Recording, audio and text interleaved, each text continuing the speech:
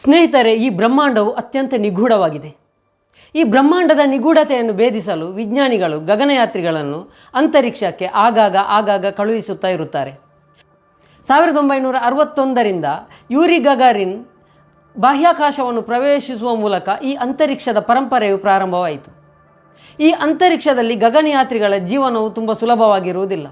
ಇವರು ಅಲ್ಲಿ ಅನೇಕ ಸವಾಲು ಜವಾಬುಗಳನ್ನು ಎದುರಿಸಬೇಕಾಗಿ ಬರುತ್ತದೆ.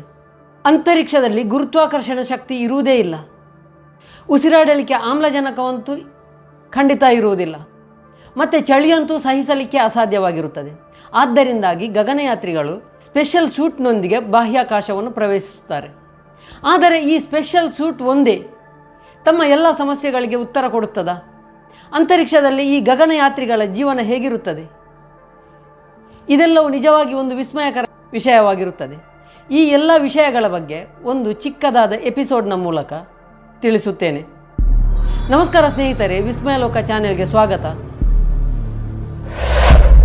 ಒಂದು ವಿಸ್ಮಯಕಾರಿ ವಿಡಿಯೋದೊಂದಿಗೆ ಇಂದು ನಿಮ್ಮ ಶುಭಾಶ್ರಯ ಹಾಜರಾಗಿದ್ದೇನೆ. ವಿಡಿಯೋವನ್ನು ಸಂಪೂರ್ಣ ನೋಡಿ, ಲೈಕ್ ಮಾಡಿ, ಕಮೆಂಟ್ ಮಾಡಿ, ಶೇರ್ ಮಾಡಿ. ಸಬ್ಸ್ಕ್ರೈಬ್ ಮಾಡದೆ ವಿಡಿಯೋ ನೋಡಿಕೊಳ್ಳುತ್ತಾ ಇದ್ದರೆ ಸಬ್ಸ್ಕ್ರೈಬ್ ಮಾಡಿ. ವಿಡಿಯೋವನ್ನು ಪ್ರಾರಂಭಿಸೋಣ. ಬಾಹ್ಯಾಕಾಶಕ್ಕೆ ಪ್ರವಾಸ ಹೋಗುವುದೆಂದರೆ ಭೂಮಿಯ ಇತರ ಪ್ರದೇಶಗಳಿಗೆ ಪ್ರವಾಸ ಹೋದ ಹಾಗೆ ಅಲ್ಲ. ಇಲ್ಲಿ ಅಂತರಿಕ್ಷಯಾನಿಗಳು ಅನೇಕ ಸವಾಲುಗಳನ್ನು ಎದುರಿಸಬೇಕಾಗಿ ಬರುತ್ತದೆ. ಬಾಹ್ಯಾಕಾಶ ನಿಲ್ದಾಣ ಅಂದರೆ ISS ಇಂಟರ್ನ್ಯಾಷನಲ್ ಸ್ಪೇಸ್ ಸ್ಟೇಷನ್, ಇದು ಭೂಮಿಯಿಂದ ಸುಮಾರು 400 ಕಿಲೋಮೀಟರ್ ಎತ್ತರದಲ್ಲಿ ಭೂಮಿಯನ್ನು ಸುತ್ತುತ್ತಾ ಪರಿಭ್ರಮಣೆ ಮಾಡುವ ಒಂದು ಪ್ರಯೋಗಶಾಲೆ.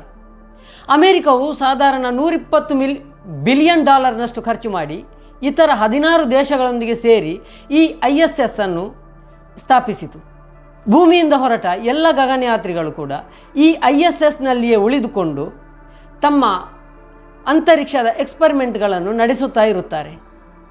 ಹಾಗಾದರೆ ಭೂಮಿಯಿಂದ ಹೊರಟ ಈ ಗಗನಯಾತ್ರಿಗಳ ದಿನಚರಿ, ಜೀವನ ಶೈಲಿ ಅಂತರಿಕ್ಷದಲ್ಲಿ ಹೇಗಿರುತ್ತದೆ? ಇದು ನಿಜಕ್ಕೂ ಅತ್ಯಂತ ಕುತೂಹಲಕಾರಿ ವಿಷಯವಾಗಿದೆ. ಬಾಹ್ಯಾಕಾಶ ಪ್ರವೇಶಿಸುತ್ತಿದ್ದಂತೆ ಗಗನಯಾತ್ರಿಗಳು ಶಾರೀರಿಕವಾಗಿ ಅನೇಕ ಬದಲಾವಣೆಗಳನ್ನು ಮಾಡಿಕೊಳ್ಳಬೇಕಾಗುತ್ತದೆ. ಯಾಕೆಂದರೆ ಇಲ್ಲಿ ಝೀರೋ ಗ್ರಾವಿಟಿ ಇರುವುದರಿಂದ ಭೂಮಿಯ ಹಾಗೆ ನಿಂತ ಕಾಲಲ್ಲಿ ಸದೃಢವಾಗಿ ನಿಂತುಕೊಳ್ಳಲಾಗುವುದಿಲ್ಲ. ಅದಕ್ಕೂ ಕೂಡ ಬ್ಯಾಲೆನ್ಸ್ ಮಾಡಬೇಕಾಗುತ್ತದೆ. ಇನ್ನು ಬಾಹ್ಯಾಕಾಶದಲ್ಲಿ ಈ ಗಗನಯಾತ್ರಿಗಳಿಗೆ ಹೆಚ್ಚಿನ ವ್ಯಾಯಾಮ ಸಿಗದೇ ಇರುವುದರಿಂದ ಇವರು ಮಾಂಸಖಂಡಗಳ ಕ್ಷೀಣತೆಯನ್ನು ಕೂಡ ಎದುರಿಸಬೇಕಾಗುತ್ತದೆ. ಅದಕ್ಕಾಗಿ ಅವರು ರುಟೀನ್ ವ್ಯಾಯಾಮ ಮಾಡಬೇಕಾಗುತ್ತದೆ. ವಿಶೇಷವಾಗಿ ಥ್ರೆಡ್ ಮಿಲ್ನಂತಹ ವ್ಯಾಯಾಮವನ್ನು ಅವರು ಮಾಡಲೇಬೇಕಾಗುತ್ತದೆ. ಇಲ್ಲಿ ಬ್ರಷ್ ಮಾಡುವುದು, ಸ್ನಾನ ಮಾಡುವುದು, ಊಟ ತಿಂಡಿ ಮಾಡುವುದು, ಮೂತ್ರ, ಶೌಚ ಎಲ್ಲವೂ ಕೂಡ ತ್ರಾಸದಾಯಕವೇ. ಬ್ರಷ್ ಮಾಡಲಿಕ್ಕಾಗಿ ಅವರು ಟೂತ್ಪೇಸ್ಟನ್ನು ಟ್ಯೂಬ್ನಿಂದ ಹಿಚುಕಿದರೆ ಅದು ನೇರವಾಗಿ ಬ್ರಷ್ಗೆ ಬೀಳುವುದಿಲ್ಲ. ಯಾಕೆಂದರೆ ಇಲ್ಲಿ ಗುರುತ್ವಾಕರ್ಷಣ ಶಕ್ತಿಯೇ ಇರುವುದಿಲ್ಲ.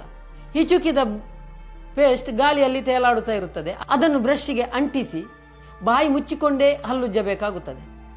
ಸಾಧಾರಣವಾಗಿ ಬಾಹ್ಯಾಕಾಶದಲ್ಲಿ ನುಂಗಬಹುದಾದಂಥ ಟೂತ್ಪೇಸ್ಟನ್ನೇ ಬಳಸಲಾಗುತ್ತದೆ. ಇನ್ನು ಬಾಯಿಯನ್ನು ತೊಳೆದುಕೊಳ್ಳಲು ಕೂಡ ವಾಟರ್ ಕಿಟ್ಗಳನ್ನು ಉಪಯೋಗಿಸಲಾಗುತ್ತದೆ. ಮುಖವನ್ನು ತೊಳೆದುಕೊಳ್ಳಲು ವೆಟ್ ವೈಪ್ನಂತಹ ಸಾಧನಗಳನ್ನು ಉಪಯೋಗಿಸಲಾಗುತ್ತದೆ. ಸಾಧಾರಣವಾಗಿ ಗಗನಯಾತ್ರಿಗಳು ಕೂಡ ಭೂಮಿಯಂತೆಯೇ 24 ಗಂಟೆಗಳ ದಿನಚರಿಯನ್ನೇ ಅನುಸರಿಸುತ್ತಾರೆ. ಆದರೆ ಈ ISSನ ವೇಗವಾದ ಪರಿಭ್ರಮಣೆಯಿಂದಾಗಿ ಈ 24 ಗಂಟೆಗಳಲ್ಲಿ ಅವರು 16 ಸಲ ಸೂರ್ಯೋದಯವನ್ನು ಕಾಣುತ್ತಾರೆ. ಆದರೆ ತಮ್ಮ ದಿನಚರಿಯನ್ನು 24 ಗಂಟೆಗಳಿಗೆ ಸೀಮಿತಗೊಳಿಸುತ್ತಾರೆ. ಗಗನಯಾತ್ರಿಗಳಿಗೆ ಈ ಬಾಹ್ಯಾಕಾಶ ಜೀವನಕ್ಕಾಗಿ ತಿಂಗಳಾನುಗಟ್ಟಲೆ, ಕೆಲವೊಮ್ಮೆ ವರ್ಷಾನುಗಟ್ಟಲೆ ತರಬೇತಿಯನ್ನು ಕೊಡಲಾಗುತ್ತದೆ. ಬೆಳಗ್ಗೆದ್ದು ಹಲ್ಲುಜ್ಜಿದ ನಂತರ ಸ್ನಾನಕ್ಕಾಗಿ ಇವರು ವಿಶೇಷವಾದ ವಾಟರ್ ಬ್ಯಾಗ್ಗಳನ್ನು ಬಳಸುತ್ತಾರೆ. ಮೈಯನ್ನು ಒದ್ದೆ ಮಾಡಿಕೊಂಡು ಶಾಂಪೂವನ್ನು ತಲೆಗೆ ಮೇಗೆ ಉಜ್ಜಿಕೊಂಡು ಈ ವಾಟರ್ ಬ್ಯಾಗ್ಗಳಲ್ಲಿ ಇಳಿದುಕೊಂಡು ಸ್ನಾನ ಮಾಡಬೇಕಾಗುತ್ತದೆ. ಇಲ್ಲಿ ಭೂಮಿಯ ಹಾಗೆ ಬಾಲ್ದಿಯಲ್ಲಿ ನೀರು ತುಂಬಿಸಿಕೊಂಡು ಮಗ್ಗುಗಳಲ್ಲಿ ತಲೆಗೆ ನೀರನ್ನು ಎರಚಿಕೊಂಡು ಸ್ನಾನ ಮಾಡಲಿಕ್ಕೆ ಆಗುವುದಿಲ್ಲ. ಯಾಕೆಂದರೆ ತಲೆಗೆ ಹೊಯ್ದುಕೊಂಡ ನೀರು ಕಾಲಿನವರೆಗೆ ಬರುವುದೇ ಇಲ್ಲ. ಯಾಕೆಂದರೆ ಇಲ್ಲಿ ಝೀರೋ ಗ್ರಾವಿಟಿ. ಇನ್ನು ಮೂತ್ರ ಮತ್ತು ಶೌಚದ ವಿಷಯಕ್ಕೆ ಬಂದರೆ, ಮೂತ್ರಕ್ಕಾಗಿ ವಿಶೇಷವಾಗಿ ತಯಾರಿಸಲಾದ ಸಕ್ಷನ್ ಟ್ಯೂಬ್ಗಳನ್ನು ಬಳಸಲಾಗುತ್ತದೆ. ಶೌಚಕ್ಕೂ ಕೂಡ ಅಷ್ಟೇ ವಿಶೇಷವಾಗಿ ತಯಾರಿಸಿದ ಸ್ಟೂಲ್ನಂಥ ಕುಳಿತುಕೊಳ್ಳಬಹುದಂಥ ಸಾಧನಕ್ಕೆ ಸಕ್ಷನ್ ಟ್ಯೂಬ್ಗಳನ್ನು ಅಳವಡಿಸಿರುತ್ತಾರೆ. ಈ ಸ್ಟೂಲ್ಗಳಲ್ಲಿ ಫಿಟ್ ಆಗಿ ಕುಳಿತುಕೊಂಡು ತಮ್ಮ ಶೌಚ ಕಾರ್ಯವನ್ನು ಪೂರೈಸಬೇಕಾಗುತ್ತದೆ. ಸ್ವಚ್ಛಕ್ಕಾಗಿ ವೆಟ್ ವೈಪ್ಗಳನ್ನು ಬಳಸಿಕೊಳ್ಳುತ್ತಾರೆ. ಇನ್ನು ಇಲ್ಲಿ ವಿಸರ್ಜಿತ ಮೂತ್ರಮಲಗಳನ್ನು ಎಲ್ಲೆಂದರಲ್ಲಿ ಬಿಸಾಡುವುದಿಲ್ಲ. ಮೊದಲೆಲ್ಲ ಮೂತ್ರವನ್ನು ಬಾಹ್ಯಾಕಾಶದಲ್ಲಿ ಎಲ್ಲೆಂದರಲ್ಲಿ ಚೆಲ್ಲಲಾಗುತ್ತಿತ್ತಂತೆ. ಆದರೆ ಈಗ ಹಾಗಲ್ಲ. ಮೂತ್ರವನ್ನು ವಿಶೇಷವಾದ ಫಿಲ್ಟರ್ನಿಂದ ಸ್ವಚ್ಛಗೊಳಿಸಿ ಮತ್ತೆ ತಮ್ಮ ದೈನಂದಿನ ಕಾರ್ಯಗಳಿಗೆ ಬಳಸಿಕೊಳ್ಳುತ್ತಾರೆ. ಸ್ನಾನದ ನೀರನ್ನು ಕೂಡ ಹಾಗೆ ಮತ್ತೆ ರೀಫಿಲ್ಟರ್ ಮಾಡಿ ಸ್ವಚ್ಛ ಮಾಡಿ ಮತ್ತೆ ದೈನಂದಿನ ಕೆಲಸ ಕಾರ್ಯಗಳಲ್ಲಿ ಬಳಸಿಕೊಳ್ಳಲಾಗುತ್ತದೆ. ಆದರೆ ಮಲವನ್ನು ಮಾತ್ರ ಶೇಖರಿಸಿ ಮತ್ತೆ ಭೂಮಿಗೆ ತಂದು ಇಲ್ಲಿ ಸುಟ್ಟು ಹಾಕಲಾಗುತ್ತದೆ. ತಾವು ಕೊಂಡೊಯ್ದ ವಸ್ತುಗಳನ್ನು ನೀರನ್ನಾಗಲಿ ಆಹಾರವನ್ನಾಗಲಿ ಜೋಪಾನವಾಗಿ ಬಳಸಿಕೊಂಡು ಮತ್ತೆ ಮತ್ತೆ ಮರುಬಳಕೆ ಮಾಡಿಕೊಂಡು ಇವರು ತಮ್ಮ ಜೀವನವನ್ನು ಸಾಗಿಸಬೇಕಾಗುತ್ತದೆ. ಗಗನಯಾತ್ರಿಗಳು ತಿಂಗಳಾನುಗಟ್ಟಲೆ ಬಾಹ್ಯಾಕಾಶದಲ್ಲಿಯೇ ಉಳಿದುಕೊಳ್ಳಬೇಕಾಗಿರುವುದರಿಂದ ಅವರಿಗೆ ಸ್ವಚ್ಛವಾದ ನೀರು, ಆಹಾರ, ಗಾಳಿಯನ್ನು ಒದಗಿಸುವ ಅನಿವಾರ್ಯತೆ ಇರುತ್ತದೆ. ಅದಕ್ಕಾಗಿ ಎಲ್ಲ ವಸ್ತುವನ್ನು ಜೋಪಾನವಾಗಿ ನಾಜೂಕಾಗಿ ಮರುಬಳಸಿಕೊಂಡು ಇಲ್ಲಿ ಜೀವನ ನಡೆಸಬೇಕಾಗುತ್ತದೆ. ಇನ್ನು ಇವರ ಆಹಾರದ ವಿಷಯಕ್ಕೆ ಬಂದರೆ, ಆಹಾರದಲ್ಲಿ ಕಿಚನ್ ಬ್ರೆಡ್ಗಳನ್ನು, ಮೊಟ್ಟೆ, ಮಾಂಸ, ತರಕಾರಿ ಎಲ್ಲವನ್ನೂ ಬಳಸಿಕೊಳ್ಳುತ್ತಾರೆ. ಆದರೆ ಎಲ್ಲವನ್ನು ಡಿಹೈಡ್ರೇಟೆಡ್ ರೂಪದಲ್ಲಿ ಬಳಸಿಕೊಳ್ಳುತ್ತಾರೆ. ಯಾಕೆಂದರೆ ಕೆಡದಂತೆ ತುಂಬ ಸಮಯದವರೆಗೆ ಇಟ್ಟುಕೊಳ್ಳಬೇಕಾದರೆ ಅದನ್ನು ಡಿಹೈಡ್ರೇಟೆಡ್ ರೂಪದಲ್ಲಿಯೇ ಇರಿಸಿಕೊಳ್ಳಬೇಕಾಗುತ್ತದೆ. ಇವರು ಬಳಸಿಕೊಳ್ಳುವ ಎಲ್ಲ ಆಹಾರ ವಸ್ತುಗಳು ಕೂಡ ಸ್ಪೆಷಲ್ ಗ್ರೇಡೆಡ್ ಫುಡ್ಗಳಾಗಿರುತ್ತದೆ. ಇದು ಹೆಚ್ಚಾಗಿ ಅಮೇರಿಕಾ, ಜಪಾನ್ ಮತ್ತು ರಷ್ಯಾಗಳಲ್ಲಿಯೇ ತಯಾರಿಸಿದ ವಸ್ತುಗಳಾಗಿರುತ್ತದೆ. ಇನ್ನು ತಿನ್ನುವ ಪಾತ್ರೆಗಳು ಕೂಡ ವಿಶೇಷವಾಗಿ ತಯಾರಿಸಲ್ಪಟ್ಟಿರುತ್ತದೆ. ತಿನ್ನುವ ಪಾತ್ರೆಗಳು ಕೂಡ ಎಲ್ಲೆಂದರಲ್ಲಿ ಇಟ್ಟರೆ ಗಾಳಿಯಲ್ಲಿ ತೇಲಾಡಿ ಮನುಷ್ಯರ ಮುಖಮೂತಿಗೆ ಬಡಿಯುವ ಸಂಭವ ಇರುತ್ತದೆ.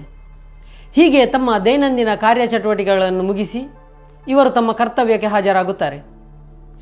ಮೊದಲಾಗಿ ಭೂಮಿಯನ್ನು ಸಂಪರ್ಕಿಸಿ ಅಂದಿನ ಕಾರ್ಯಯೋಜನೆಗಳ ಬಗ್ಗೆ ಚರ್ಚಿಸುತ್ತಾರೆ. ದಿನವಿಡೀ ಕೆಲಸ ಮುಗಿಸಿ ಸಾಧಾರಣ ರಾತ್ರಿ 9:30-10 ಗಂಟೆಯ ತನಕ ಕೆಲಸ ಮಾಡಿ ಮತ್ತೆ ವಿಶ್ರಾಂತಿಗೆ ಹೋಗುತ್ತಾರೆ. ಹೆಚ್ಚಾಗಿ ತಮ್ಮ ಕೆಲಸ ಕಾರ್ಯಗಳಿಗೆ ಲಿನೋವಾ ಥಿಂಕ್ ಪ್ಯಾಡ್ಗಳನ್ನೇ ಇವರು ಉಪಯೋಗಿಸುತ್ತಾರೆ. ಕೆಲಸದ ಮಧ್ಯೆ ಮೋಜು ಮಸ್ತಿ, ಹರಟೆ ಎಲ್ಲವನ್ನೂ ಇವರು ಭೂಮಿಯಲ್ಲಿ ನಡೆಸುತ್ತಿರುವಂತೆ ಅಲ್ಲಿ ಕೂಡ ನಡೆಸುತ್ತಾ ಇರುತ್ತಾರೆ. ಸಾಧಾರಣವಾಗಿ ತಮ್ಮ ಕೆಲಸ ಕಾರ್ಯ ಮುಗಿಸಿ ರಾತ್ರಿ 9:30-10 ಗಂಟೆಗೆ ಇವರು ವಿಶ್ರಾಂತಿಯ ಮೊರೆ ಹೋಗುತ್ತಾರೆ. ವಿಶ್ರಾಂತಿಗಾಗಿ ಕೂಡ ಇವರು ಸ್ಲೀಪಿಂಗ್ ಬ್ಯಾಗ್ಗಳನ್ನು ಉಪಯೋಗಿಸುತ್ತಾರೆ. ಸ್ಲೀಪಿಂಗ್ ಬ್ಯಾಗ್ಗಳಲ್ಲಿ ತೂರಿಕೊಂಡು ವಿಶ್ರಾಂತಿಯನ್ನು ಪಡೆಯುತ್ತಾರೆ, ನಿದ್ದೆ ಮಾಡುತ್ತಾರೆ. ಇವರಿಗೆ ಇಲ್ಲಿ ಅಡ್ಡ ಮಲಗಿದರು, ಉದ್ದ ಮಲಗಿದರು, ನೇರವಾಗಿ ಮಲಗಿದರು, ಯಾವ ಮಗ್ಗುಲಿಗೆ ಹೊರಳಿ ಮಲಗಿದರೂ ಕೂಡ ಯಾವುದೇ ವ್ಯತ್ಯಾಸ ಕಂಡುಬರುವುದಿಲ್ಲ. ಯಾಕೆಂದರೆ ಇಲ್ಲಿ ಝೀರೋ ಗ್ರಾವಿಟಿಯಿಂದಾಗಿ ಯಾವ ಮಗ್ಗುಲಿಗೆ ಹೊರಳಿದರೂ ಕೂಡ ಇವರಿಗೆ ಅದೆಲ್ಲ ಒಂದೇ ಆಗಿರುತ್ತದೆ.